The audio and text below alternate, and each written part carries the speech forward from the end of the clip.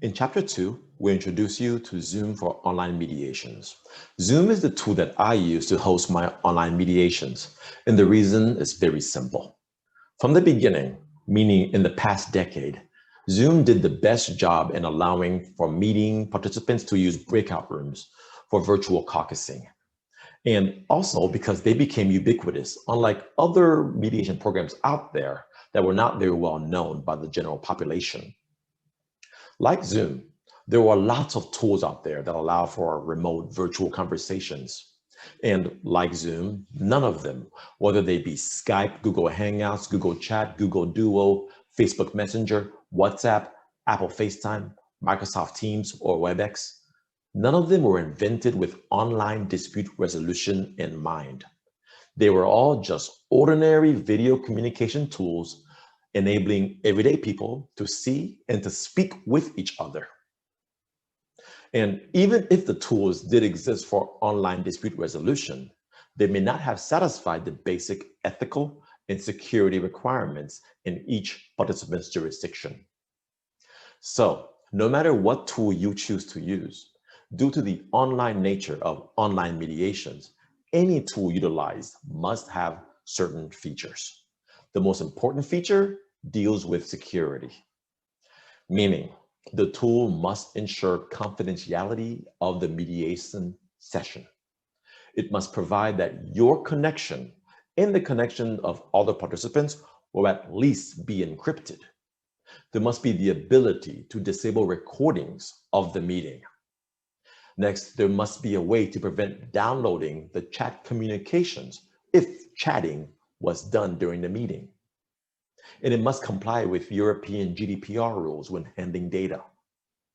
Apart from security, the tool should allow video communications with the capability to incorporate audio-only communications as well, especially when data usage becomes a concern. The tool should be fast, not be dependent on one computer or phone platform maker like FaceTime does, nor should the tool require that mediation parties have to create an account, and it must allow for the creation of virtual caucus rooms.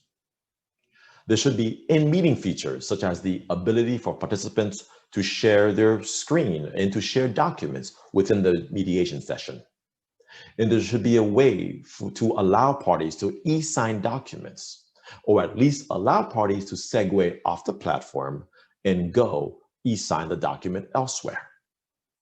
The tool should be user-friendly and hopefully be ubiquitous enough in the marketplace so that it's familiar with the general public.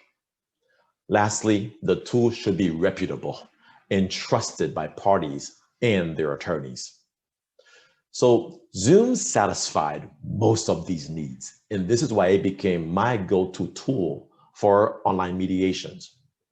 For example, in the summer of 2020, when Zoom bombing became a big deal and mediators around the world became concerned about the security of the Zoom platform, Zoom released Zoom 5.0 to add better security to their software. If you elect to use Zoom like me and many other mediators around the world, then just head over to zoom.us and sign up, or set up an account through instantmediations.com/for-mediators to get more benefits that come along with your Zoom account. Now, if you don't plan on using Zoom, or you prefer to use another platform, still listen, because much of this applies to any tool you decide to use. Let's discuss your Zoom settings, for example. Depending on the user experience and the security that you want your mediation parties to have, you must change your Zoom default settings. To begin this process, go over to zoom.us/profile and select your settings.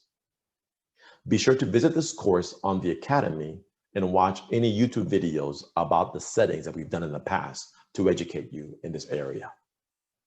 Next, be sure that you know all the parts of your Zoom meeting screen in the Zoom dashboard. Download the program and launch Zoom, preferably on your computer.